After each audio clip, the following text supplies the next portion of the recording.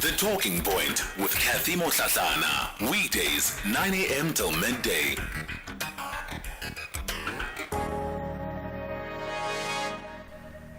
Welcome to the second hour of The Talking Point. Great to have you with us within this hour.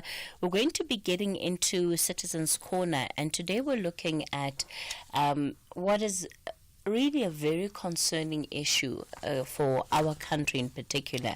And it's around young people and substance abuse. And just yesterday we received what was a very concerning message from a parent who was asking about their own child and, noticing that the child has started to smoke cannabis, and he's very worried about this. But we know again that so many of our young people are exposed to substances from a very young age, and this often becomes exacerbated during periods like the festive season. There's no school. So most of the time there's so much opportunity, there's parties, there's all sorts of things that are happening where young people gather, and what is it that as parents, as guardians, you really need to be looking out for and be mindful of in trying to understand what might be happening in your own child's life.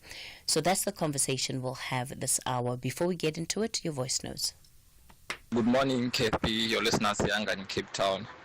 Cathy, you see, for me, I'm not surprised about the move of the president, really, because that's what politics of patronage, means. It has nothing to do with good governance or morals or ethics. Politics of patronage is just, you cut my back and then I will scratch your back too.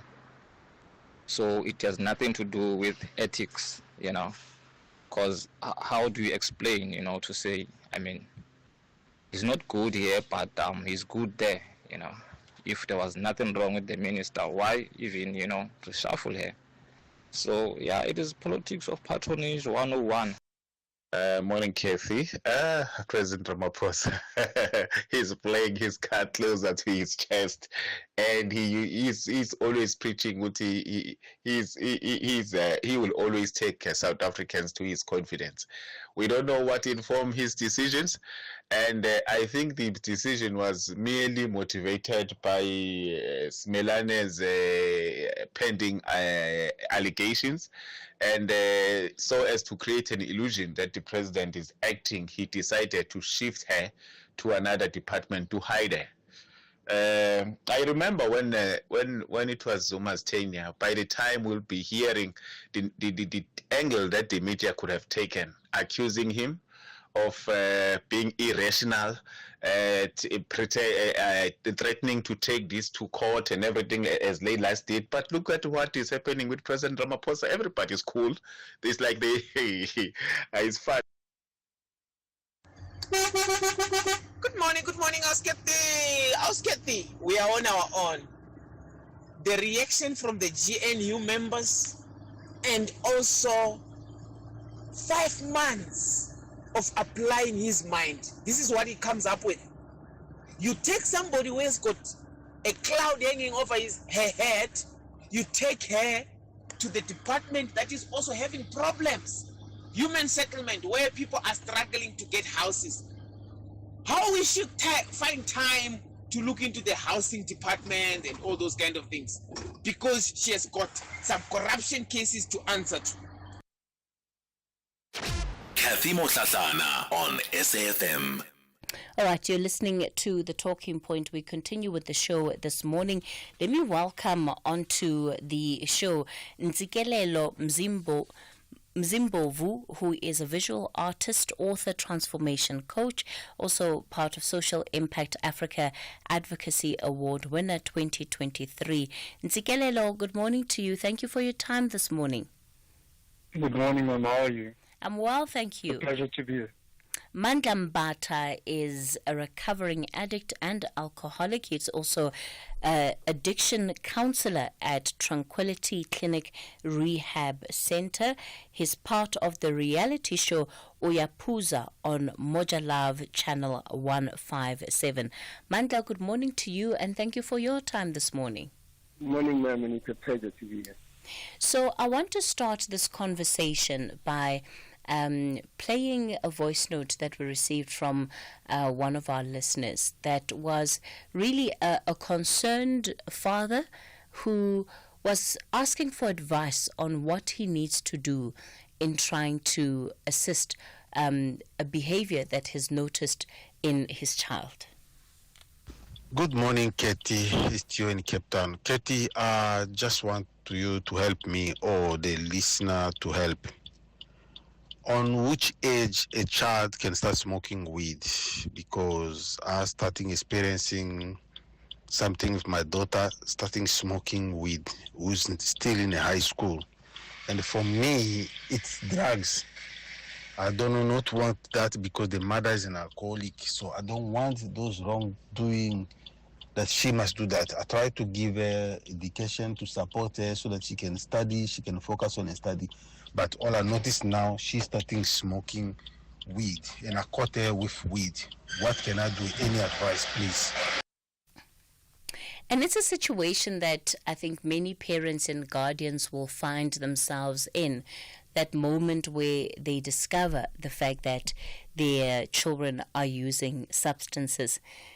Nzikelelo, firstly, help us understand the psyche, the influence that young people are under that perhaps may lead them down the path in the first place. Question? So I'm saying help us understand the influences that may lead young people into the path of using substances in the first place. Of course, not everybody's experience is the same. It's not a blanket explanation, but I think there might be some insights that you can share with us that will help open the eyes of parents and guardians out there.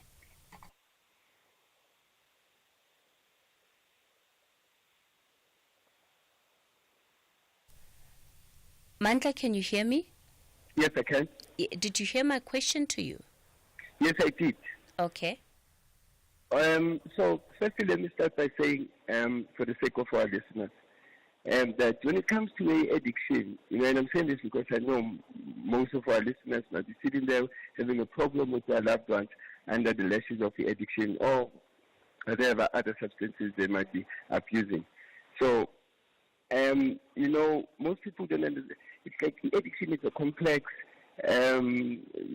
topic on its own. You know what I mean? Because sometimes we get to miss the mark. Why? Because we focus more on the symptoms instead of focusing on the causes, right? So the symptom might be a person using, but we all know that there's something that propels one to find comfort in using. So chances are when you find people using substances, it's because they're actually running away from your reality because they don't love their reality. Again, back to your question. We all know that most of the time the environment dictates. But I'll tell you something. Most of the time these young ones, because I'm talking from experience because I'm working with them, most problems come from their homes. So they ended up running to the streets. Why? Because they're looking for solutions. And most people think that, the smoking and everything starts at the streets. Yes, that's why it starts, because they're actually running away from the problems, and some other things they might be experiencing, whether trauma or whatever the case may be. But my point is, the environment most of the time dictates. Before one can get to a point where they are addicted to a substance, they would just be a regular user of the substance, right? Right. When it comes to using substances in what sometimes often some people describe as recreational. No, I'm just a social smoker. I Right. just, smoke weed socially. I don't do it all the time. I don't do it when I'm by myself. I just drink socially, but, I don't drink by myself. So I shouldn't be seen as one of those that have an issue. But let's talk about the journey of how it begins and how it builds up. What have you seen from the young people that you deal with, from their own journeys and experiences that they've shared with you? So we have what we call 3 stages, right, of the addiction. First, it would be experimental stage, where a person just experiments with some substances. At that point, they could leave it whenever they want to. They're not focusing too much on it. So I'll give you an example. When it comes to weed, I remember growing up, I started using weed only when I went to school. Why? Because that's where I found other friends who were using, and they knew where to get weed. But when I had to come back home, I didn't know anybody was using, and obviously my friends at that point were not using. So it was just an experimental stage, right? And now, when it comes to that experimental stage, remember, it's very difficult to actually, try to get a person out of a substance while they are still experimenting, right? And then after the experimental stage comes the pleasure stage. And again, the pleasure, you won't see anything wrong, right? Because I can use, and most importantly, remember, why people use drugs and alcohol. It's merely because of the effect they get, so you need to understand that's what they are chasing, the feeling good factor. They want the effect. So on the pleasure state, I'm now enjoying the effect I'm getting from a substance. And again, at that point, it's very difficult to get the person out of a substance. Why? Because they don't see anything wrong. They're just enjoying life, and especially when it comes to the young ones, they'll always remind you that, you know what, I'm still young, I still need to enjoy. Until now, remember, this is a progressive illness or a disease. Addiction alcoholism is a disease on its own, but it's a progressive one. But it doesn't get better, but most importantly, it gets worse. So from experimental to pleasure comes now a compulsive state. Now, when you get to that state, you find yourself that you would have to use even if you don't want to. So your whole life now gets to revolve in using. So I live to use and I use to live. Now, that's the last stage. But again, I think it's very important to understand that with different people with different personalities, other people will get to the experimental stage and they find that, this is not doing it for me, and they will stop. Others, they will even stop when it comes to a pleasure state because they realize that, hey, I think this is going to be a problem because I find myself not being able to live without it, right? And now, when you get to the compulsive state, it's where now most of the time you stop using because of the consequences after the pain. After the using. So it's more of pain that propels us to stop using. Why? Because now, life is spiraling out of control. So I think I had to mention those 3 stages. And again, not everyone becomes a compulsive user in compulsive state. Like I've mentioned, with different people with different personalities. And I think the biggest mistake also with people in general is that, when you don't have enough knowledge about the addiction, you end up pushing people in the form of trying to pull them towards you. I'll give you an example. You find people comparing one child to another. Why can't you be like Gudimakata? Why can't you? Forgetting that they both have different journeys and different paths in life. What Gudimakata might be experiencing at home, it's not the very same maybe abuse, whether physically, mentally, emotionally, on his family. So that's why I'm saying it differs with one person to person, and most importantly, as community members, as families, as parents, we need to have enough knowledge, especially when it comes to the substances. Thank you, Mandla, for that breakdown, and it really just does help to explain the journey that people often follow before we can say that one is addicted to a substance. And it's about also, I guess, trying to understand where there's concern for either a child or a loved one or a young adult, trying to first understand where in that journey they might be. Ntsikelelo, let me give you a chance to come in. I know that we lost you, but on the line, are you back up? Good morning. Good morning. Yes, I'm back up. Oh, okay. The line is a lot clearer this time too. So perhaps you can share a bit of your own experience with this particular topic as it relates to young people, the use of substances and empowering those that are supposed to be looking after them with information that they might need to help understand how they are exposed to these substances and where the vulnerabilities lie. Right. So let me just take a step back and maybe take a different approach to say, let's look at rather the psychological element of substance abuse. In fact, in relation to just the being, the whole human being. Now, anyone who does substance abuse, most of the time, as my brother said earlier on, for pleasure, it's about feeling good. Right, so the idea is I'm doing this because there's a reward that I'm getting, a feel-good reward. It's temporary. It's a high. That's what it's a high. It takes you, it gives you those good feelings, good emotions, and now the problem with that is that eventually it becomes a dependency. So without enough tools, and this is the problem with having young people mess around with drugs, is because they don't have enough recovery tools, healing tools. So then something will happen to them that will cause them pain. And instead of knowing how to deal with the pain, then the immediate reaction becomes, oh my goodness, let me go back to what makes me feel good. And over time, because the pain has not been solved, it gets bigger and bigger, and it also attaches itself to other forms of pain, which then causes the dependency to be more, and then eventually becomes an addiction. And you're right, the pain either gets to a point, my brother's right, when the pain gets to a point where it becomes the ruling factor, and that could either turn you around or actually send you into a deep depression. Once you get into a deep depression, then it can even lead you to suicidal behavior, because there's no recovery and no healing from the pain. Now, this is something that happens to everyone, regardless of anyone who doesn't know how to heal themselves. And especially those who have gone through healing journeys, they also know why it's not good to entertain substances, because they understand the process of which it becomes something that they depend on. Now, now coming back to the parent and the question that was asked. As a parent, the first thing that you have to define for your kids is and help them understand is habits and the power of habits. Understanding good habits and understanding bad habits, and also how bad habits affect good habits.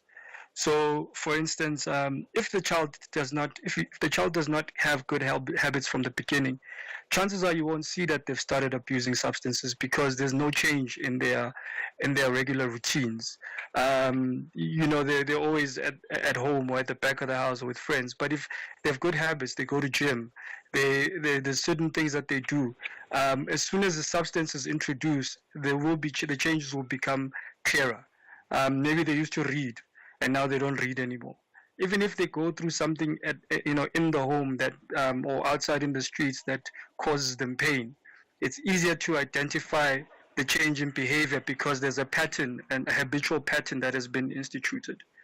Now, if a parent now wants to address this, in that case, then it would be a matter of, because there's also an understanding, there must be an understanding that you're dealing with free will. You're challenging a person's free will, because you can tell them not to, but their free will can lead them to. So creating boundaries might not be the best solution, but however, you need a buy-in.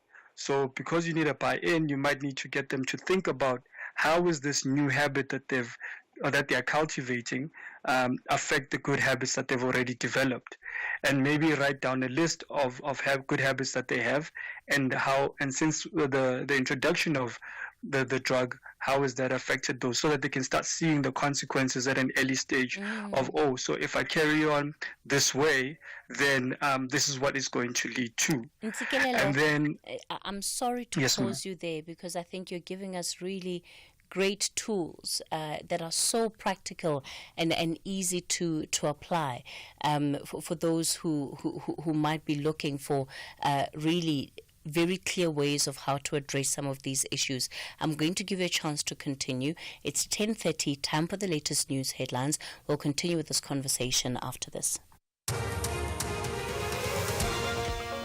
Thank you, Cathy. In the news headlines, I am Onda Lambana, and a very good morning. The Border Management Authority says it's adopted a zero-tolerance policy towards corruption within its ranks. The DA says it will pursue further action against former Justice Minister Thembisi Melane to ensure that she is held accountable for her alleged role in the VBS Mutual Bank scandal despite her cabinet reshuffle. And the Free State High Court in Bloemfontein has once again postponed the pre-trial hearing of Murwadi Chaloda to February 7th next year.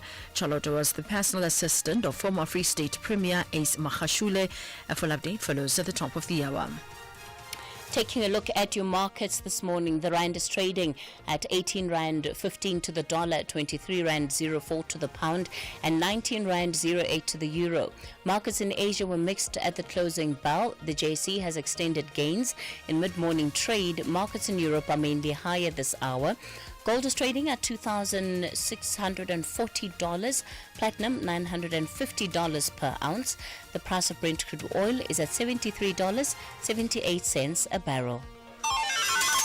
Get ready to win big this holiday season with SAFM. Text Christmas to 41391 to stand a chance to win one of 12 amazing mystery prizes. SMS lines open on the 29th of November and close on the 24th of December 2024. Winners will be announced between the 26th and the 31st of December.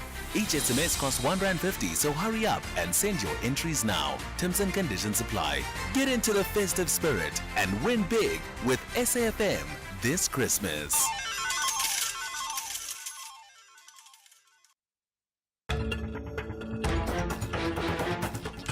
For 30 years, we've stood together, advancing collective action to end violence against women and children.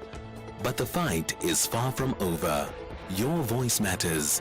Every action counts. From educating our communities to supporting survivors, it's time to unite and create a future free from fear.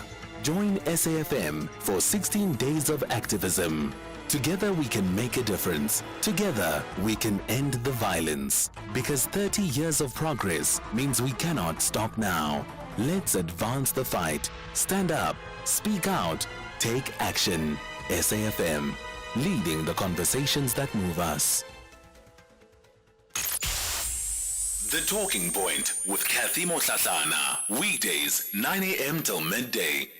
You're listening to The Talking Point. We are looking at the issue of young people and substance abuse and really trying to understand often the journey then that leads to what sometimes becomes addictions to certain substances. But generally, I think just understanding what influences and drives young people to start using substances in the first place, and what then are the tools that as parents and guardians we can equip ourselves with, but also what are the tools that these young people also need to be able to come out of some of these cycles, especially where they're leading to unintended consequences, where they're disrupting their lives. Our guest this morning, Mandla Mbata. He's a recovering addict and alcoholic, also a drug addiction counselor at Tranquility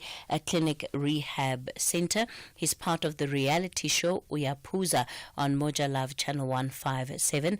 Ntsikelelo Mzimbovu is a visual artist, author, transformation coach, and also Social Impact Africa Advocacy Award winner for 2023. Ntsikelelo, I really want to give you an opportunity to sort of finish your contribution to this conversation, because I think it's so important what you've been sharing with us, and also just giving us those tools that can be used in a very practical way when trying to help young people understand their own use of substances and how to potentially break those cycles. Right. No, thank you. Thank you very much.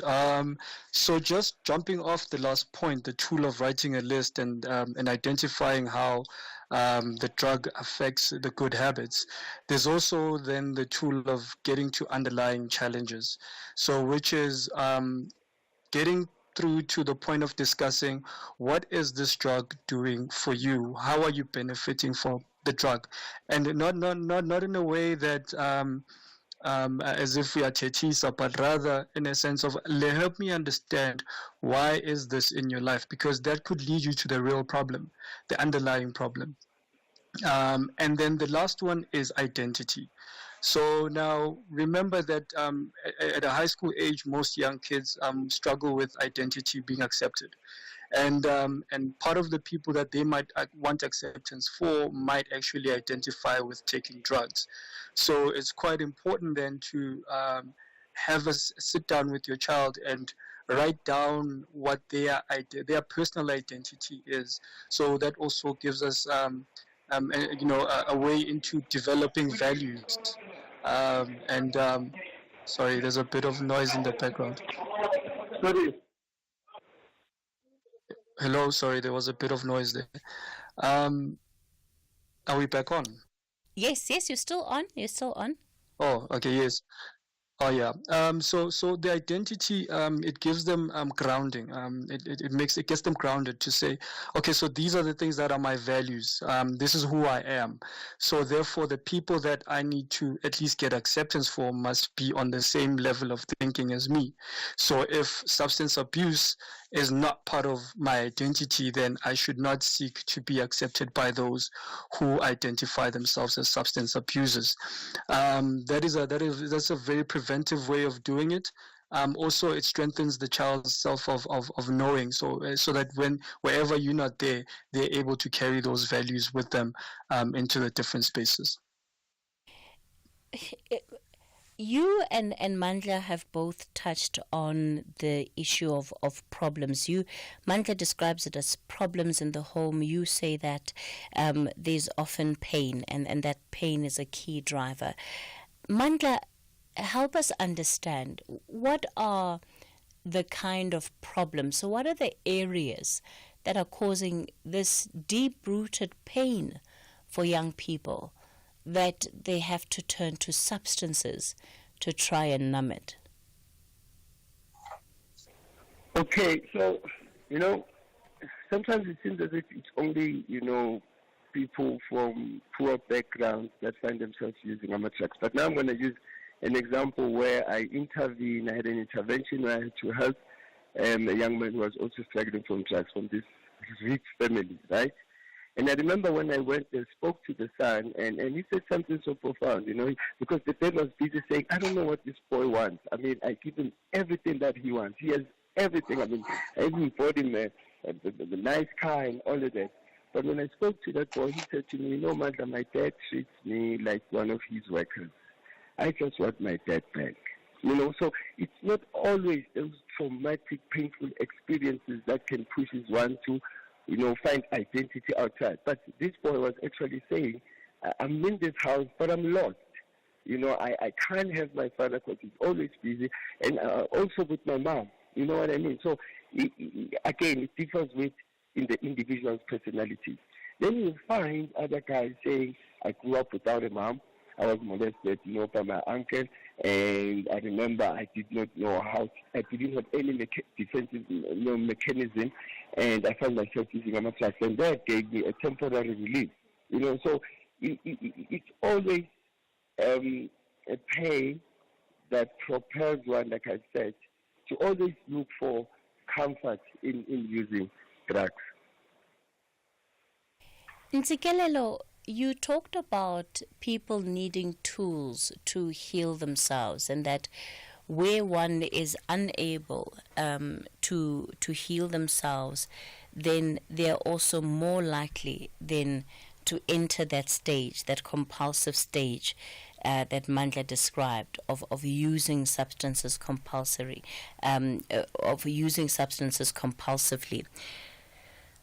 What does being able to heal oneself mean, and how can we work it out? What is it that we can do to work on being able to heal ourselves? That's a very interesting question, and also it speaks a lot to the work that I do within the transformational coaching space, because we need to now start realizing what pain is, where does it stay, and how does it affect us? So when we look at pain can be something that happens in the moment, when it's triggered, but then it leads then to something called suffering. Suffering then becomes the repetition of the memories of the pain and the different ways in which we interpret whatever happened to us then, causing us current pain or more pain in the present moment. And that suffering then obviously becomes a form of pain. Now, the thing about it is, when that suffering happens, our minds tend to, because it makes us feel bad, they tend to look for an escape route. And when we're looking for an escape route, we're not dealing with the pain. We just want to numb the pain. And that's when drugs become important, because that's exactly what they do. They take you away from the suffering and the numbing, and numb the emotions and numb the pain. The contrary is to actually realize that we are, as human beings, we are beings, and we are not the mind. The mind is a tool that we have to navigate Earth and navigate this physical space that we're in. But there's a being in us, and within our body, that where the pain, where the emotions are, where if you were to sit with the pain and listen to it and feel it, it's almost as if it burns. And that's when the healing starts, because then you give the opportunity for the being to burn the pain. So it's important for people to sit with their pain. I think maybe it's also one of the reasons, and this I might be, corrected. Maybe it's one of the reasons when there's a funeral at home, maybe if the husband has passed on, then the wife would sit on the mattress and feel her pain, and have other people surround and feel the pain, so that it burns, and the healing can start happening. Obviously, the time it takes for it to completely burn is different for different people, but listening to the pain is a form of allowing healing to happen. Without, as opposed to escaping the pain, which then just keeps it there. Whenever the emotions of pain come up, you just keep it there. And then there's other tools then, where now once you've identified the emotion, then you can start, and it is healing, then you can start replacing it with thoughts that will create new feelings, better feelings, maybe acceptance. Because also acceptance is a very big part of healing. When you've accepted the pain and sat with it, then you're no longer in conflict with it. You are allowing it to run through its process. Nothing is meant to last forever. We create dams to keep things in us forever. So once we allow that healing, then we can move on and apply the other softer tools to get back to a place of happiness again. So incredibly profound, Nzikelelo. Are we to assume, though, Mandla, that every individual that is suffering from addiction is doing so because they are grappling with this unresolved pain within themselves? What about those people who just say, you know what, I actually just like to have a good time, and so this is my way of having a good time? Where do they fall in the spectrum? Well, I think it would be very important for me to mention that, firstly, I said addiction is a disease, right? So addiction is a disease, and when you look at the word disease, if you had to break it down, it would be disease, right? So for certain people to find that comfort of easy, they will have to use some substances, right? Now, we have a disease that manifests itself in three forms. It manifests itself mentally, physically, and spiritually. Mentally, so I'm talking about those who depend upon substances, people with the disease of the addiction. Mentally, they say we have what we call obsession of the mind. Now, obsession would be, one idea, or rather one solution that overrides any other solution. So for people who have a disease, when they're happy, I give you an example, when they're happy, they would use drugs or alcohol to be even more merrier. When we sad, we only have one solution to our sadness, which is drinking or drugging. I just got a new job, my mind says, hey, go celebrate, go get 2 cold ones so I die. or a bag. I lose that job, my man would say, you know what, that supervisor never loved you anyway, go drink or drive. So that's the obsession I'm talking about. And it's not only obsession, but also the insanity. Now, insanity will be doing one thing over and over, but expecting different results. And that's why you can see most people who have a disease or a problem with the addiction, they keep on doing one thing over and over, and for some reason, we think they don't want to grow up, there's a problem with him, forgetting that this is a disease, right? So mentally, that's how it manifests itself. And then that's physically, we have what we call allergic reaction to some substances. So our bodies are not like normal people. You see, when normal people have had enough, for some reason, the message goes to their brain to say, we're cutting out now, we can no longer drink, or we can no longer live. But for people with the disease of alcoholism or the addiction, that doesn't happen to us. Our bodies, once we start drinking or using, our bodies doesn't allow us to stop. And I know, you probably know people where you say, but we've had enough, why can't you just sleep? Akafuni Gladys doesn't want to go to bed, he wants to continue because of the body doesn't allow him to stop. That's the abnormal reaction that happens to us, which doesn't normally happen to normal people. Okay. And then, lastly, spiritually, because I emphasize the fact that, or rather, let me speak for myself, to say addiction is an emotional and spiritual disease. The addiction is more than just chemical warfare. For me, this is spiritual warfare. And that's why when we start working with these people, we find that emotionally or spiritually, they have what we call that hole in the soul, that spiritual emptiness. That's why every time they come into rehab, you can tell by looking in their eyes, they come in that hopeless state of mind and body. And when I speak of the hopelessness, I speak of the loneliness. That's why we find them saying, hey, I'll be around people, but yet I feel lonely, right? So, and the aspect of spirituality is that we have that pitless hole that you try to fill with our substances, hoping that you will fill it up, which we don't have that. And that's why when I started this, I said, people need to, have enough knowledge when it comes to addiction, because we'll end up dealing with the symptom and not the cause. And when you start working with these people, you realize that, man, you stop our underlying issues, and eventually the using will stop. All right. But immediately once we start wanting the using to stop without fixing the other issues, we're just spending energy foolishly. Mandla, thank you too for your insights. You both have really just been so incredible in what you've been sharing with us. Kevin, you're calling us from Cape Town. Good morning. Good morning to you. My name is Kevin. I'm an addict. Thank you for the two guys that's in your studio, and a big up to them for staying sober. Addiction has no known cure. There's no known cure for addiction. The mind will always have an addictive spirit.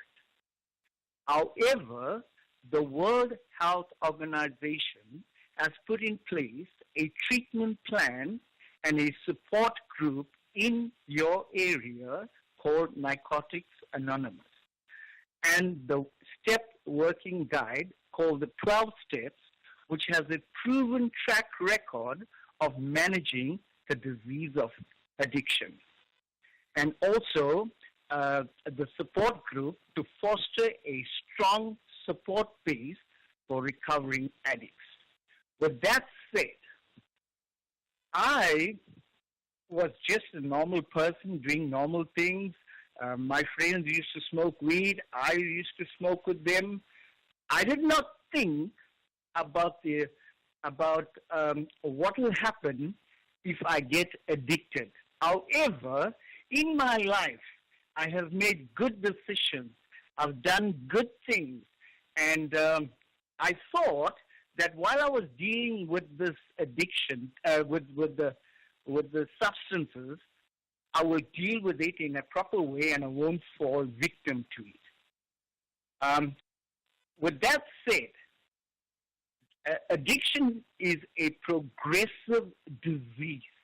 that will lead to your downfall. Addiction is a cunning disease. It does not care about you. So when I started progressing and doing heavier stuff, when I went to some places, people was doing cocaine, and I thought, no, I'll do it. I did not know that my body has an addictive spirit. There's a lot of us will do cocaine, or will drink, or will smoke weed, but we won't do it tomorrow, and we won't do it again. But me, I was different, which I did not see this. My loved one saw this in me, that when I wanted weed, I will wake up and I'll look for it. They realized that I was addicted, and they spoke to me. But I still did not think much about it until I dealt with heroin, which I had no control over. I thought it was same like all the other things that I was trying. But I had no control over it. After a weekend doing it, the next Monday I felt sick with the withdrawal symptoms. I did not know anything about this. And my life started falling apart in all dimensions. And, and I was broken. I did not know what to do. But there was an intervention, a godly intervention that helped me, sent me to a treatment program where they took care of my withdrawal symptoms firstly. They helped me with my mindset. They gave me a good mindset. I had 50% of the fight in me. 50% was lost. All right. Medically, I couldn't do anything because I didn't know what to do medically. But because you're dealing with chemicals, you need to have an antidote. So there's no use saying, hey, you know what, I want to give up this thing and just stop. It won't work. Okay. You need to go through a treatment program. You need to clean out your system. You need to have a support group that will help you to stand by you. You asked the question in the beginning, ma'am. Yes, Kevin. Unfortunately, I'm going to have to leave it there with you. We do have other listeners on the line that want to also weigh in on this conversation. Sorry to cut you off, but thank you so much for sharing your story and your experiences with us. Papillon, you are in Aldos. Good morning. Hi, sister. You well? Yes. That man who just phoned now, what a confession he make, he's admitting. But anyway, what I would like to know, you see, whenever we go shopping, especially, can I say, here in Aldos and Cliptown, you find boys, even women too, they're standing over there, they are begging for 1 rand, 2 rands and whatever. And something we can control, upon you giving him that rand or 2, you're actually killing him. Do you know that? Because you can see there, that man, he fights with water. He doesn't wash. Where does he come from? Where did he sleep? So it's rather obvious what he's going to do tomorrow with that cent which he will receive from the people he begged from. Anyway, and for all that, we need not point to foreigners or to the states for they legalizing and bringing all this into South Africa and whatever. Why? Because such abuse, is it not that in 94, it was not in South Africa. It was, in fact, a sin. I'm saying a sin, sorry. It was a crime. If you are caught with drugs, like as I heard today, this man, 25-year-old from Sao Paulo in Brazil, he was caught with drugs, which was in his tummy. They took him in, blah, blah, blah. I bet you he's going to get bail, and then after that, see me now, see me no more. He'll just disappear and he's gone, because it's not the first time, nor the second time that people of such countries coming here with all that there. But what I want to say is, because of this being legalized in South Africa, it is us ourselves, especially the adults, who shot ourselves in the foot by allowing the government to rule and see what the government has not done to South Africa. I'm not speaking of what they have done, what they have not done to us, South Africa. What appreciation did we get? Look at our economy. Look at the crimes, the rapes, the fraudsters and whatever. Everything. Even to, do you know that I'm sure you do know, but very few are aware, that Illuminati, Satanism, in June 2020, Cyril Pinocchio legalized Satanism in South Africa. Now you tell me, where are we going to, sister, if I may ask? Thank you. Okay, Papillon out in Aldos. Buya, you're in Mtata. Good morning. Hello, Cathy. Yes, Buya, go for it. Okay.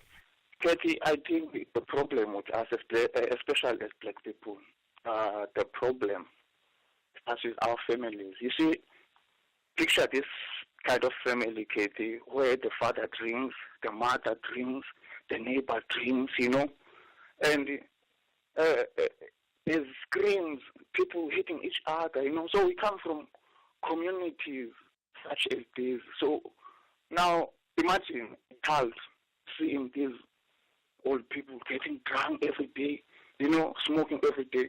What do you think a child, when they meet problems, will rely on? Alcohol, drugs, Cathy. In my case, it was something like that in my own family. My father used to drink alcohol. It was just chaos, Cathy. And that is the reason that made me to say, no, this is enough. I used to drink a lot. But today, because of this, I know, Cathy, the consequences of alcohol.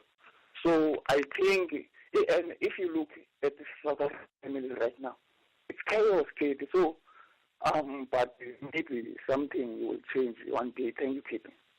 All right, Buya, thank you for sharing your story too and your experience as somebody who is also recovering from substance abuse. Zanele, you're in KZN. Good morning. Cathy, you know me, I gave up. My son is in drugs. He started when he was 14 years. What is surprising about this kid is that a parent with a drug-addicted child become a cash cow to those who claim that they have a rehabilitation center.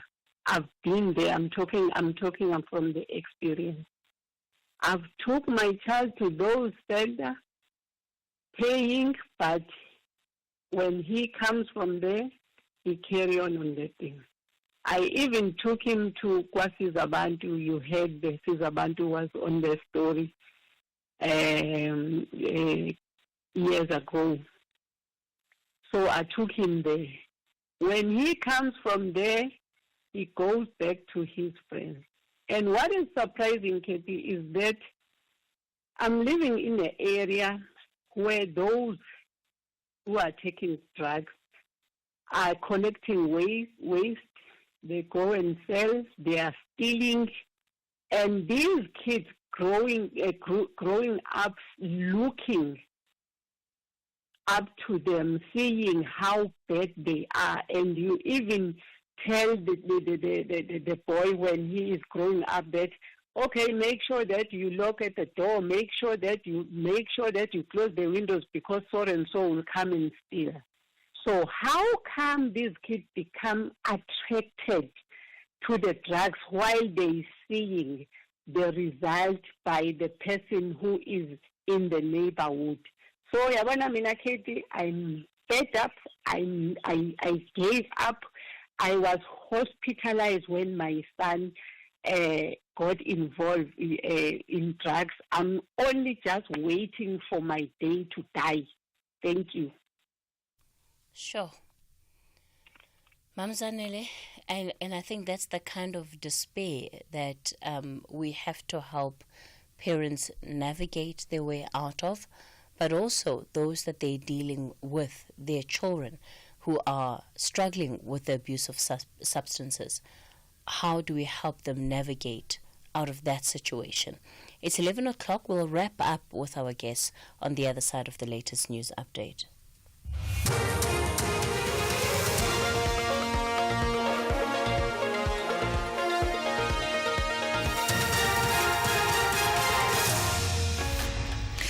Thank you, Cathy. Top stories. SASSA CEO suspended and Cholota's pre-trial hearing postponed to next year. For SAFM News, I am Ondalambana and a very good morning. South African Social Security Agency CEO Busisiwe Mohlahlana has been suspended with full pay pending the outcome of the investigation into her appointment. Social Development Minister Sisisi Tolashe has explained the precautionary suspension is to allow for the investigation to proceed without hindrance or interference given Mohlahlana's position. Mohlahlana had been acting CEO since 2018 and was officially appointed in 2019 by then Social Development Minister Suzanne Shabangu. Minister Tolashe says there have been a number of requests by the Office of the Public Protector for her to take action. Themba Matlo, the Regional Executive Manager for Gauteng, has been appointed as the acting CEO. The Border Management Authority says it's adopted a zero-tolerance policy towards corruption within its ranks. It says as part of its clean-up operations within the last 6 months, it's dismissed 7 immigration officials, while 3 others have been placed under precautionary suspension. 43 officials are currently undergoing disciplinary action. BMA Commissioner Michael Masiapato details the organization's efforts to curb corruption. What we are doing as an organization, firstly, is to be making sure that all of the officials that had been integrated into the Border Management Authority go through a very intensive vetting process as provided for in Section 13 of the BMA Act. That particular process is underway. Secondly, we are also intending to be implementing lifestyle audit as we go forward. Now, we had created a partnership with the Special Investigating Unit through the establishment of Border Management and Immigration Forum, of which the intention is to proactively start dealing with these particular issues of corruption in terms of our officials. The DA says it will pursue further action against former Justice Minister Thembisi Mohlahlana to ensure that she is held accountable for alleged role in the VBS Mutual Bank scandal despite a cabinet reshuffle. Last night, President Cyril Ramaphosa reshuffled his cabinet, making 4 changes to the executive. Minister Thembisi Mohlahlana has been moved from the Minister of Justice and Constitutional Development to the Minister of Human Settlements, while Mamuloko Kubai takes over as the new Justice Minister. The DA spokesperson on Justice and Constitutional Development, Advocate Glenys Breitenbach. Minister Mohlahlana has been under scrutiny for the last 5 months. It's taken the President 5 months to make this decision. Lord alone knows why. And now he moves her from one ministry to another and retains her in his cabinet when it's very clear that she's seriously conflicted and seriously compromised. And, she should be removed from the cabinet until all this has been cleared up. To just move her sideways is really an insult to the intelligence of every single South African. Motorists have been advised to exercise caution as protest in Protea Glen, south of Johannesburg, disrupts traffic. The protest began early this morning after residents have been without water for over a week. They accused Joburg Water for failing to restore supply in the area. Residents have blocked the R558. Motorists have been urged to find alternative routes. Hasina Gori has more. Residents in the south of Johannesburg and Protea Glen and Protea City have been left with the taps dry for almost 10 days. Joburg Water blames a malfunctioning valve for the disruption and says they're in the process of fixing it. Mobile water tanks have been deployed temporarily, but the community, fed up, have now taken to the streets, burning tires and barricading roads. Since Monday, protest action have erupted in the area as the taps continue to run dry. Authorities are monitoring the scene. Hasina Gori, SABC News, Johannesburg. The Free State High Court in Bloemfontein has once again postponed the pre-trial hearing of Murwadi Cholota to February 7th next year. Cholota was the personal assistant of former Free State Premier Ace Magashule. She's among 18 accused in the 255 million rand asbestos scandal, including Magashule. She's facing charges of fraud, corruption and money laundering and currently out on 2,500 rand bail. Judge Celeste Reinders postponed the matter for further pre-trial procedures. During the brief hearing, State Advocate Tammy Macpherson told the court that they've once again supplied the defense with more voluminous documentation to go through. The 37-year-old Cholota has denied all charges leveled against her.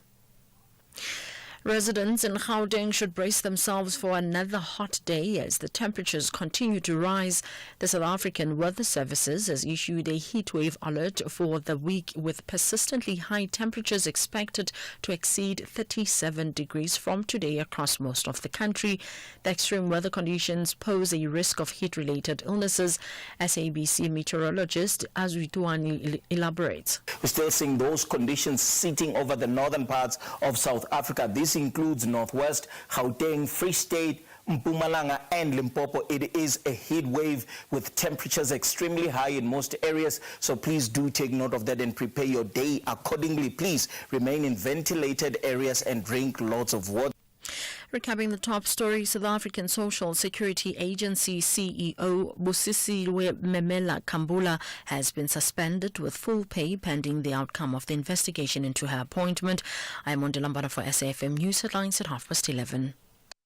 Running your own building business? Time is money, and Buco gets that. Early morning deliveries, you'll have everything you need to hit the ground running. Buco has extended trading hours so you can grab those last-minute essentials or save even more time and order online at buco.co.za. It's quick, easy, and convenient. Visit our new Buco store in Stratham Park, corner Frida and CR Swat Drive for every step and every build. Begin with Buco. Buco.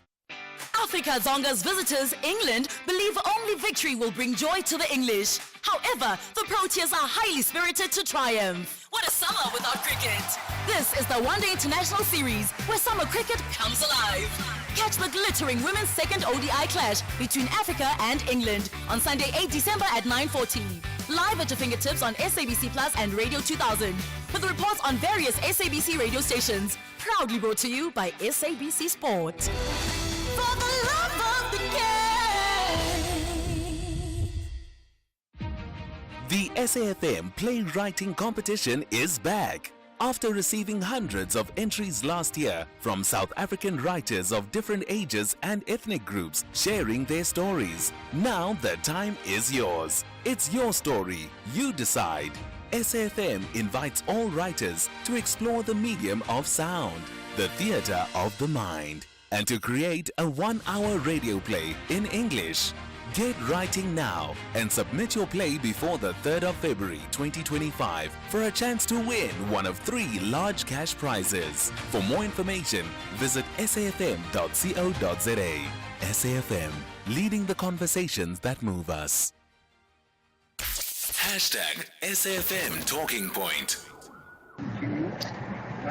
Hello guys, hello. My name is Mbongi Sen, and yeah, I'm also an addict in recovery. I'm 3 years clean and some few months and days, but yeah, 3 years has happened. And yeah, by the grace of God, you know, I also met one of your the people you are with there. So yeah, what he's saying is true, you know. But one thing we do as addicts, you know, that may lead us to relapses. When we're coming back from treatment, we expect, you know, people to forgive us and be normal. And then if when you go back home and people don't change their behavior towards you, you feel like it's for nothing, and then that's what breaks a lot of people, Gandhi. When you do it for yourself, that's when, you know, everything happens. But yeah, I'm grateful and thank you so much to Mandla. You don't know what you've done to my life. Yeah. Morning, Cathy. You know, you guessed this right. We could sit down with the addict and show them how these drugs are affecting their lives and their future. But that's not it. The root cause is the leadership. Look at what Ramaphosa is doing, appointing people nilly-willy without reason. Now Simelane is now moved to another portfolio. For what? Because this woman is not going to change anybody's life for the better, not even the women of South Africa. I mean, it's senseless. That's why our youth are indulging in wrong stuff. They're doing drugs because they're feeling hopeless. They just want to numb their frustrations. They don't want to watch the news. They don't care because they don't see anything changing soon. They don't even want to vote. Hi, Cathy, and your team and your guest this morning. You know, I hear everybody trying to justify why people are taking substances. But I have never heard any of your guests mentioning to control the source of where substances come from. If you can control the source of the substances, we won't have problems with people taking substances. They know exactly where they buy these things. The government knows exactly where these things come from, but there's no political will. So as long as the source is still existing, there's an influx and there's abundance of substances in the country, this problem is never going to be solved. Anonymous here. Yeah, look, so many different issues raised in those WhatsApp voice notes. As long as the calls that we took before the 11 o'clock news, we've been focusing on the issue of young people and substance abuse and really trying to understand. So what is the journey, what is the cycle that often one follows before we can even describe them as being addicted to substances, and also unpacking the psychology behind it. Our guests have really been phenomenal. Ntsikelelo Mzimbovu is a visual artist, author, transformational coach, and Mandla Mbata is a recovering addict and alcoholic and also a drug addiction counselor at Tranquility Clinic Rehab Centers. So, gentlemen, you're both still on the line. I don't know who wants to go first in responding to the questions that our listeners have asked, and also maybe reflecting on their comments as we get ready to wrap this conversation up. Is there anybody volunteering, or should I pick?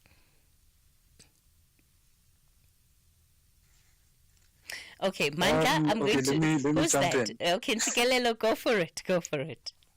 Yeah. Yes. I'll pick up from the last comment and maybe add a few other things. Yes, the problem is systemic, and it is very indicative of the broader challenges that we have in this country. I mean, for instance, our townships right now, most of the sports facilities either are not taken care of or have been closed down, which means there's less good habits for young people to engage in. Sports in schools also have decreased over the years. And over and above that, then there's the issue of unemployment, which then hurts people at different levels, whether if the parent is unemployed or whether the youth is coming out of school looking for employment, or in different ways. Unemployment will hit the family hard in different ways, which cause a lot of problems. So systemically, and then obviously, I mean, when it comes to crime and the control of crime, which is closing down the source, there's so many other things that have not been followed up on, that drugs are really not, it doesn't seem like they're a priority to our government. So the whole system requires a revamp. Because everything leads to and connects to another, which causes the state of despair that most of our young people find themselves in, and also adults too. That's why we have high rates of suicide amongst males, because it's a systemic problem that we're dealing with, and which then the drugs become an escape at different levels. With young people, what's important to note is that, unfortunately, they are still at a development stage, and they haven't really experienced themselves side of drugs. So by introducing drugs into their lives at an early age, it cuts that opportunity out. And lastly, I just want to also express that substance abuse is also about strength of mind. It really shows, different people react differently from drug abuse. There is, right now in South Africa, we're dealing with a serious problem, and it reflects the lack of the strength of mind. As opposed to other areas where people develop more naturally and have support systems, where you can find that they even have drugs, as especially like marijuana, as a recreational drug, and they have the type of strength of mind to have it as a recreational drug and not something that they're addicted to, which they would tell you a completely different story, and their lives would show you that they're living a different reality. So I think we need to zone in on our problems and figure out how to systemically solve it, and also to create structures within the house in terms of communication, values, and the other tools I mentioned earlier, to strengthen the kids so that they are not victim to substances. All right. Thank you, Ntsikelelo, for that contribution. Mandla, let's wrap it up with you then.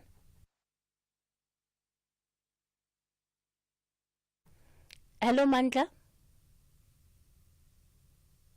Hello, can you hear me? Yes, we can hear you now. Yes, my response goes to the last comment. The gentleman spoke of not hearing some of us talking about the supply.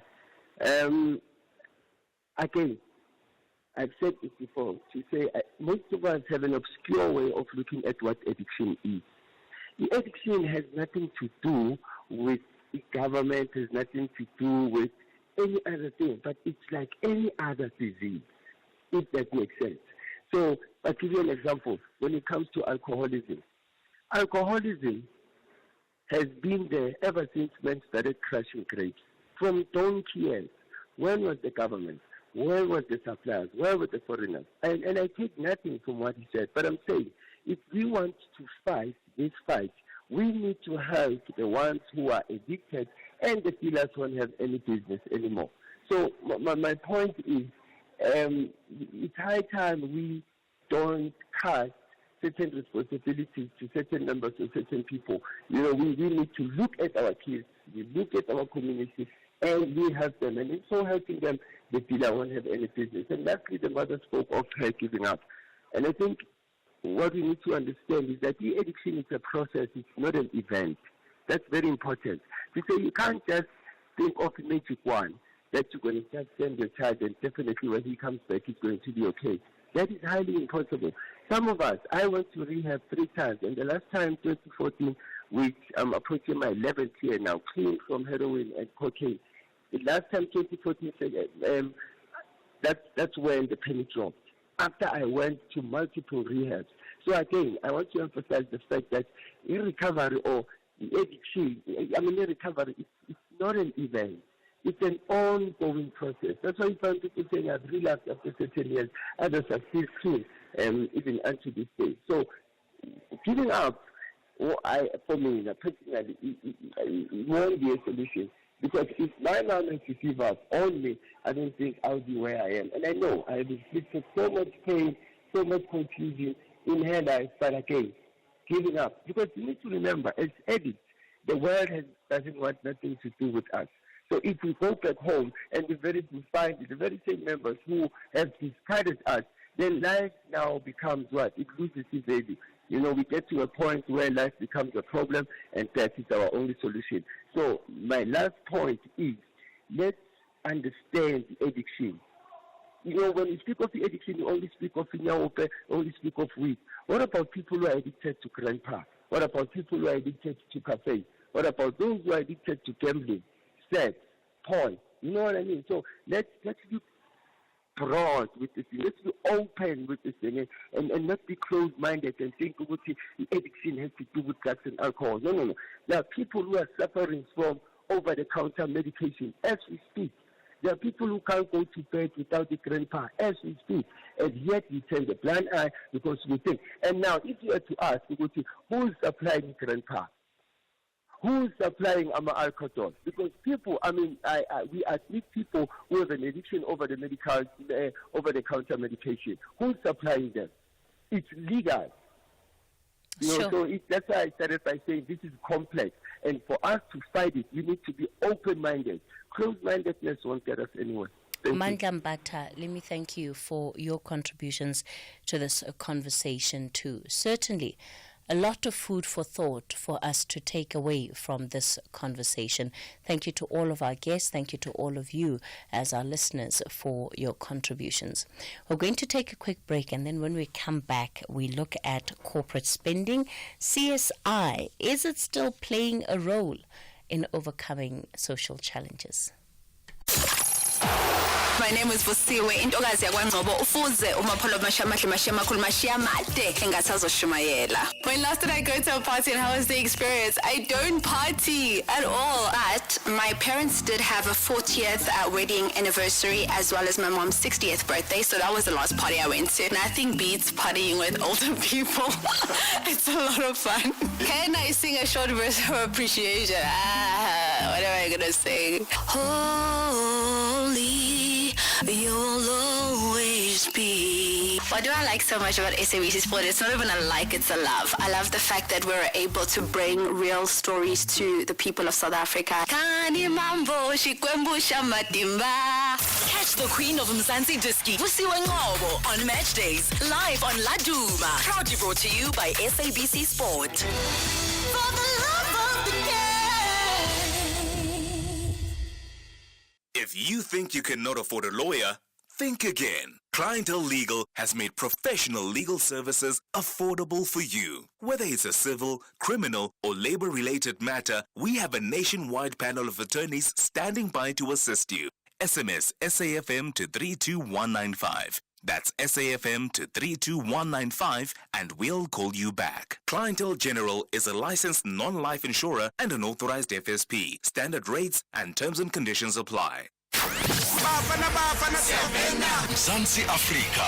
Bafana Bafana have qualified for AFCON 2025 with an unbeaten record. For decades, the SABC stood by Bafana Bafana when few believed. It has been our honor to champion our national heroes through every twist and turn. We witnessed their hard work, challenges, and incredible resilience. This victory is not just for the team, but for all of us who have held on to hope and pride in our nation's talent. Big ups to the entire team for inspiring the nation and the supporters for the never give up attitude. Together, we've shown what true perseverance can achieve. Hashtag the power of perseverance. SABC Sport. Thank you for supporting Bafana Bafana. For the love of the game.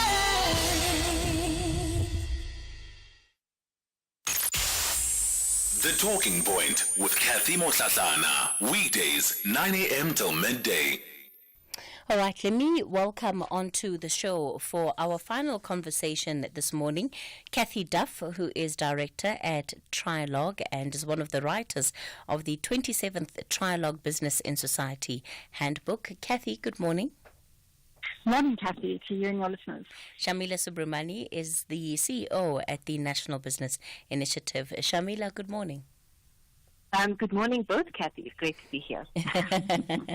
So, if we are just to perhaps give a very high-level overview of where things stand, 108 companies releasing their corporate social investment project figures. That figure coming up to 12.7 billion rand. That is a lot of money. It's also an increase of 7.5% compared to 12 months ago. So when we look at the money being spent and the value coming out of this money being spent, Cathy, what are some of the patterns and trends that we see, and what do we learn from all of this? Thanks, Cathy. Yes, so at Trialogue we do annual research into corporate giving and produce the Business and Society Handbook, which outlines that giving. Just to clarify that 12.7 billion is for all companies in South Africa, not just a select number. So it's our estimate for total spend for the year. And I guess if we're looking at the trends and what you're asking, the good news is that we saw a real increase for the first time since the pandemic this year. So it was over 2% real increase. So we see corporate social investment growing and companies recommitting to social development, even given the tough economic times. So in our survey sample, more than half of the companies said they increased their giving. So that's good news. In terms of where that money goes, the vast majority of companies support education. And this obviously makes sense because they're supporting the future skills pipeline for their businesses and also the education for the country as a whole. So around 45% of that expenditure goes towards education. I'm not sure if you want me to go into some of the trends now. Yes, please, you can. Okay, and what we've seen over time, so we've been tracking this expenditure for 27 years now, which is a very long time. And like I say, the most commonly supported sector is education, but the other sectors are broadly social and community development. So that's a lot of the companies that have operations in specific communities and are supporting those communities. And then the third most supported sector is food security and agriculture. And that's a recent kind of addition to the top three. And we really saw food security come into the fore during the pandemic. So companies supported a lot more disaster relief as well as food security, as we see hunger and malnutrition, still being significant issues in the country. So that's kind of where the money goes. And if we look at which types of organization the money goes towards, the majority of it is going to non-profit organizations, I think, as you'd expect. So most of the companies are supporting non-profits, and around 70% of that expenditure goes towards non-profit organizations for them to implement their programs in communities. There, of course, Cathy, is quite an irony in that, because in this country, we still have many NPOs that, number one, are talking about reduced spending from corporates on some of their initiatives and a struggle just to raise funding overall. You're right, and each year we survey not only the companies, but this year we also surveyed close to 150 non-profits. And I think the positive story and the good news is that most of them have seen an increase in their income. And on average, around a third of their income is coming from corporates. So they have a lot of other sources of income as well: individuals, government, foundations, foreign donors, etc. But the good news is, at least in our sample of nonprofits, on average, income was increasing, and in fact, over 40% of the nonprofits we surveyed said that they actually saw an increase in corporate expenditure. So we've seen that reflecting both in our research with companies, but also in our research with nonprofits. Now, as you say, we do hear of nonprofits that are battling and some that are having to, unfortunately, close down.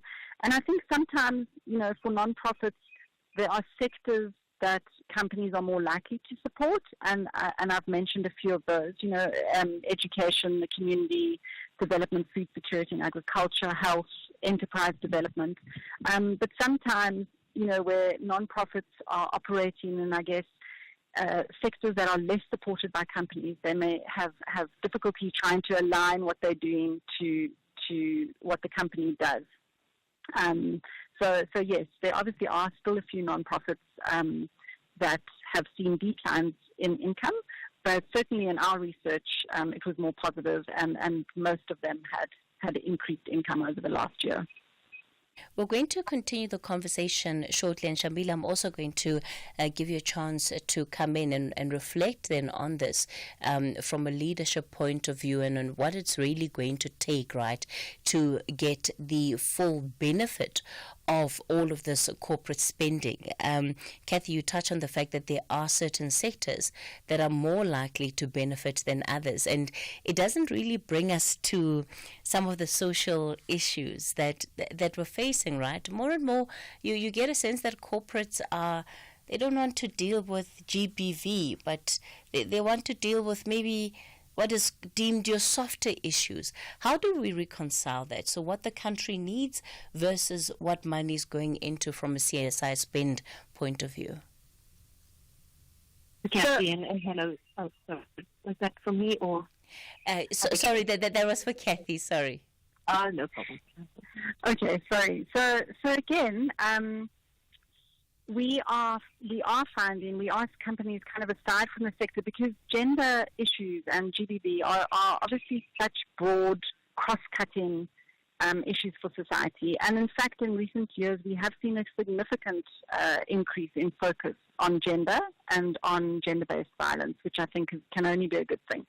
In fact, at our annual conference last year, Vodacom focused their entire session on GBV. We had a lot of corporates contributing, and I know Shamila can also speak to this because the National Business Initiative has also done a lot of work on how companies can address GBV, not only through their corporate social investment, but also in their operations and with their employees and with their customers, etc.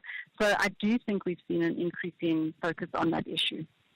Yeah, I guess increasing focus versus increasing resources that actually helps to deal with some of the problems are two different things. But we'll continue the conversation in a moment. It's time for your latest news headlines. News headlines. I am on SAFM. I am on Lambana, and a very good morning. South African Social Security Agency CEO Busisiwe Memela Kambula has been suspended with full pay pending the outcome of the investigation into her appointment. The Border Management Authority says it's adopted a zero-tolerance policy towards corruption within its ranks, and residents in Gauteng should brace themselves for another hot day as the temperatures continue to rise. The South African Weather Services has issued a heatwave alert for the week, with persistently high temperatures expected to exceed 37 degrees from today across most of the country. A full update follows at the top of the hour. Get ready to win big this holiday season with SAFM. Text Christmas to 41391 to stand a chance to win one of 12 amazing mystery prizes. SMS lines open on the 29th of November and close on the 24th of December 2024. Winners will be announced between the 26th and the 31st of December. Each SMS costs R1.50, so hurry up and send your entries now. Terms and conditions apply. Get into the festive spirit and win big with SAFM this Christmas.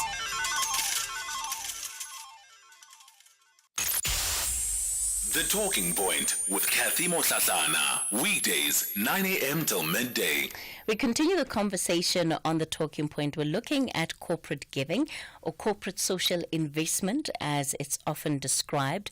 And we're asking the question, does it play a role in overcoming social challenges? So of all of this money that corporate spends on different projects, how much of it actually is helping to deal directly with some of the social issues that we know our country is contending with? Cathy Duff is the director of Trialogue, one of the writers of the 27th Trialogue Business in Society Handbook.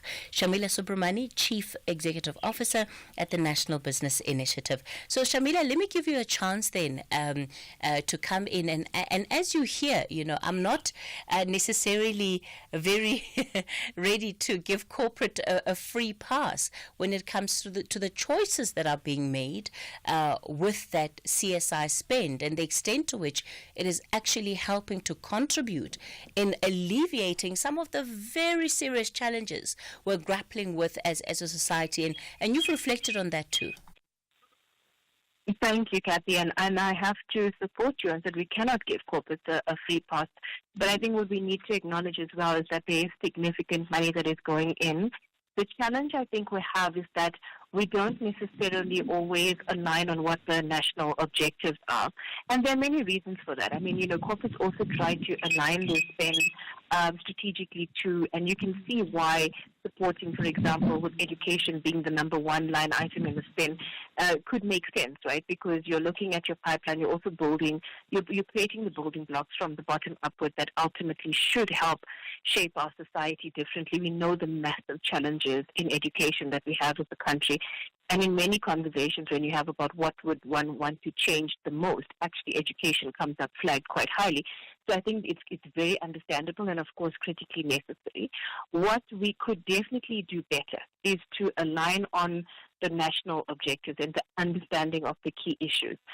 Some of the challenge is that it becomes a bit more difficult to link impact and outcome, and what would be the correct sort of channels for those. Also, I think sometimes we don't always count what corporates are already doing in structures that might not count as CSI. But for example, if you're dealing with issues of gender equity and you're just dealing with that within your policies in your workplace and things like that, it might not count as a monetary spend in CSI funding. So whilst I'm definitely not saying that we're doing the most, I think we need to also understand that there are different ways in which those problems are tackled and that they might not be reflective directly in a CSI number. Sorry.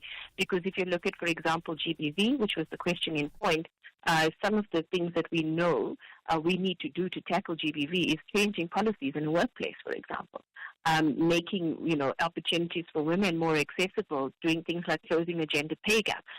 But the effort to do that would be an internal effort and wouldn't necessarily be reflected in a CSI spend.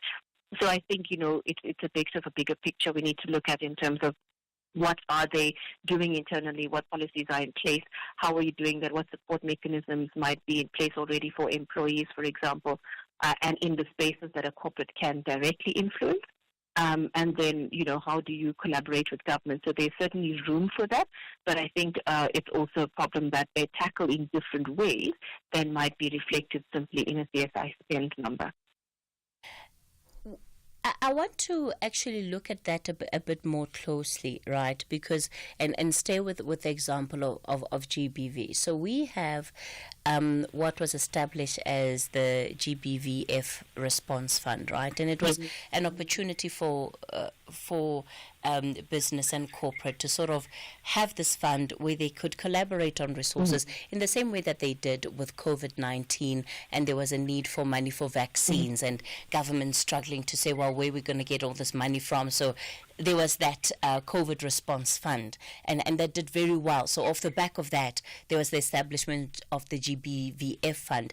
And we certainly have not seen the same level of resource allocation from corporates to the GBVF fund as we did to the COVID-19 response fund. And so that's where I think perhaps some of the questions then arise to say, what becomes the thinking of corporate when approaching some of the decisions about where to put their money for CSI? Certainly, Cathy, and that is certainly something we need to think about. I think there is room for the thinking to be guided, and I think actually in the article in the handbook I covered this around what are the shared objectives. Do we spend enough time aligning on what our shared objectives are that we need to tackle as society, and therefore how is that reflective in the effort we make either through CSI funding or other channels that are at our disposal. That is very much, I think, dependent on leadership within organizations, and where does that conversation come in. We certainly are seeing more of that, and Cathy reflected very nicely already on some of what we're seeing as that is an increased priority. Can it be better? Absolutely, it can. I'm so sorry, I don't have offhand the numbers in relation to the GBF Response Fund and what money went into that fund. What I do know is that the fund itself, and I can't speak on behalf of the fund, Cathy, but what I can say is that they have done a lot of work trying to just understand that space, and are now in that phase of sort of creating, understanding what the next phase of tackling implementation and getting the depth. It spent the first part of its life, I think, really trying to create awareness, do a stock pick of what's happening, what are the key things it needs to focus on, how it supported different initiatives, and what that would look like. And now the depth is being built. So I'm optimistic that we will see more depth in the tackling of the GBV issues. In some ways, COVID was easier because you had very key things you needed to do. You needed to get vaccines, you needed to get sanitation, equipment, PPE out, and very, specific things you needed to do to deal with a disease. And GBV, of course, is very multidimensional.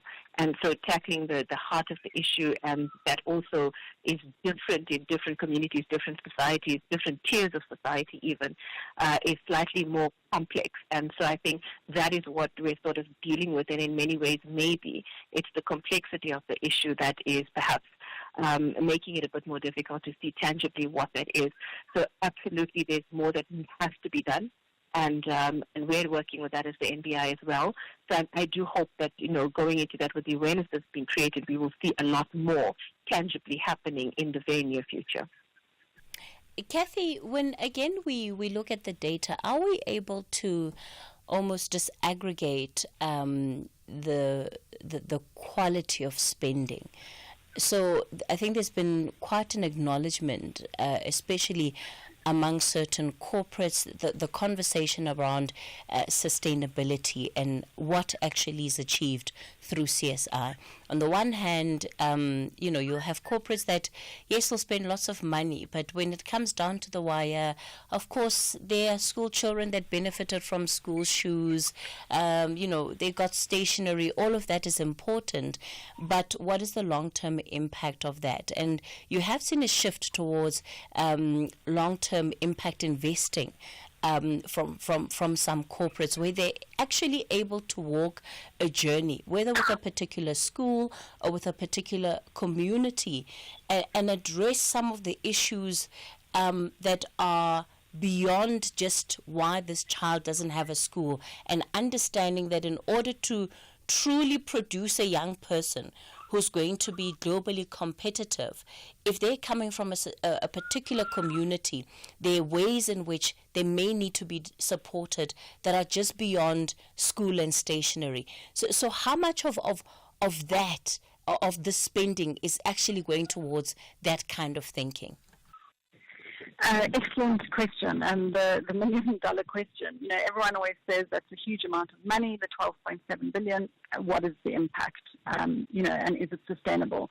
Now, unlike with kind of financial spend, there's no single measure of impact. But what we have seen, just two things I'd like to comment on, is firstly, more and more companies starting to measure their impact in a more serious manner, which then obviously helps. And the second thing, and more to your question, is a shift to what we would call more strategic giving.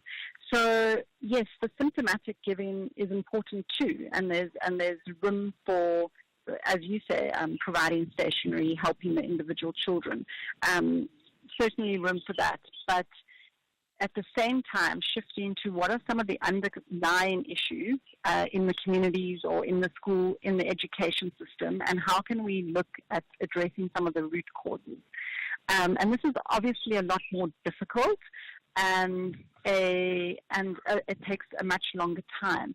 And I think the theme for our handbook this year was collaboration, and we would really encourage more companies to get involved in kind of multi-party collaborative initiatives. Because when you look at these social issues we have of inequality, unemployment, education, GBV, they are massively complex, and no single company or organization can address them. So what we're encouraging through our research and through this handbook is for companies to get more involved in collective initiatives that look not only at the symptoms of these issues, but also at the root causes and how you can address them. Ultimately, you have to look at working with government, looking at government policy, doing research, and these things are difficult to measure, and they may take many, many years.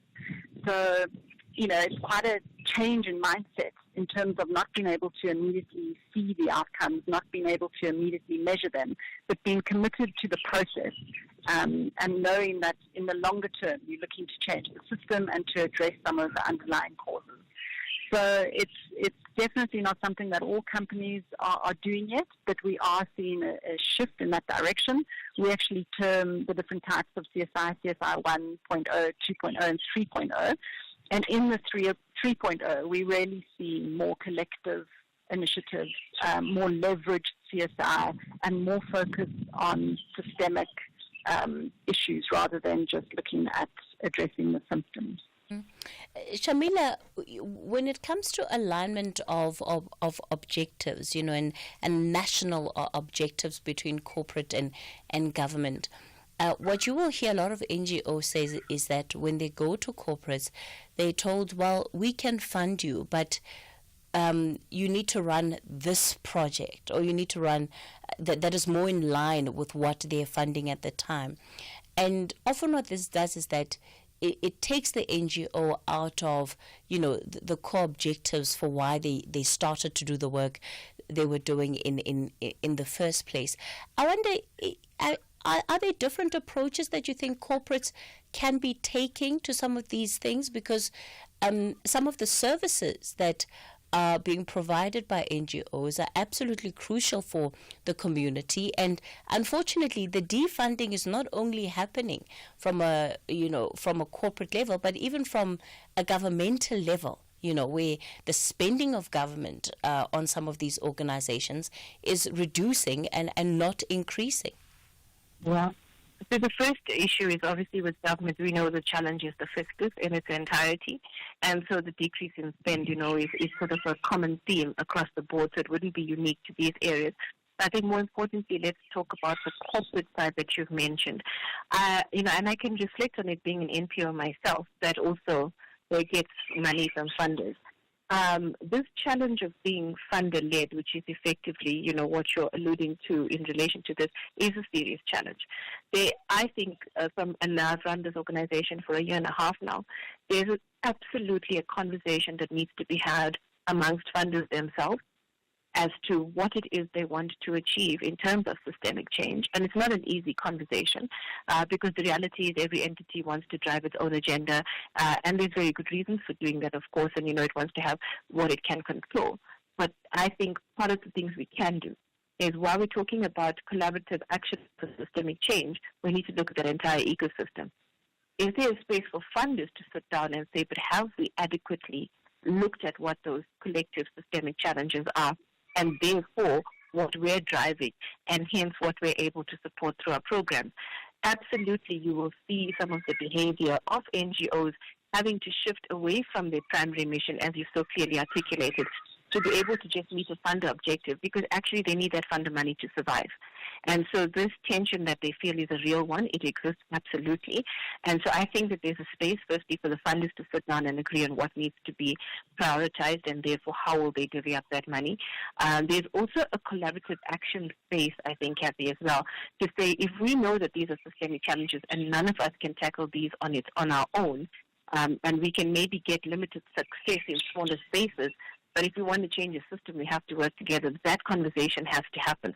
So I think that's the first opportunity we have, is a greater bringing together of the funders themselves in a manner that can tackle systemic issues, but allow them a level of individuality which they might want because, they're in a particular sector and it's better suited to help a certain challenge. But there's an underpinning of cross-cutting things that we need to do. So I think that's the one. The second one is, I think we have to have NGOs also, so the actual NGOs themselves, be able to say, but are we tackling the right things at a systemic level? And can we find a way, in some instances, for us as NGOs to work together? And it's not an easy space, Cathy. It's a space that also is competitive because in many instances, those NGOs, in inverted commas, are competing for that same share of wallet from a CSI fund or whatever that might be. Where's the space for them to say, if we're tackling a similar challenge, how can we each exist, but we know that what we're doing together is actually dealing with a challenge? So I see those as being critical conversations that need to happen, and that could help change what you're seeing as a symptom of a system that doesn't necessarily talk to each other. Shamila, Cathy, we're completely out of time for this conversation. Let me thank you both for coming onto the show and sharing your insights. All right, that brings us to the end of the show for today. Of course, we're back with you again tomorrow between 9 o'clock and midday. Up next is the book reading. SAFM 104 to 107 nationwide. Leading the conversation. The book reading. Please note that the views expressed in this book are not that of the station. Listeners' discretion is advised. SAFM presents another episode of the book I Wish Someone Had Told Me by Wendy Silebi, read by Fiona Ramsey. On race day, each horse is placed in the starting gates. The apparel worn by horses includes shoes, a saddle, a bridle, and blinkers. The role of the blinkers is to keep the horse focused on the main goal during the race, which is winning. Like humans, horses have peripheral vision. Peripheral vision in horses allows them to have the ability to see objects and movements outside their direct line of sight. The horses can be easily distracted by the movements they see. Blinkers restrict peripheral vision and help the horse concentrate and focus on the task at hand, and not be distracted by the crowds or fellow competing horses. The blinkers also help horses who tend to shift inwards or outwards to avoid the possibility of tiring during the race because of a lack of fitness. All this vigorous preparation with attention to detail is done for a short race on race day. When the bell rings to signal the start of the race, each horse runs in its lane, focused on the finish line. This analogy can help us to prepare adequately for the achievement of our financial goals. We need to wear our blinkers and be single-minded and purpose-driven towards winning our financial race. The lessons we learn from the horse race analogy is to focus on your own vision and attaining your goals by putting on blinkers. Minimize financial distractions. Be disciplined. Avoid comparing yourself with others. Our context and financial background are not the same.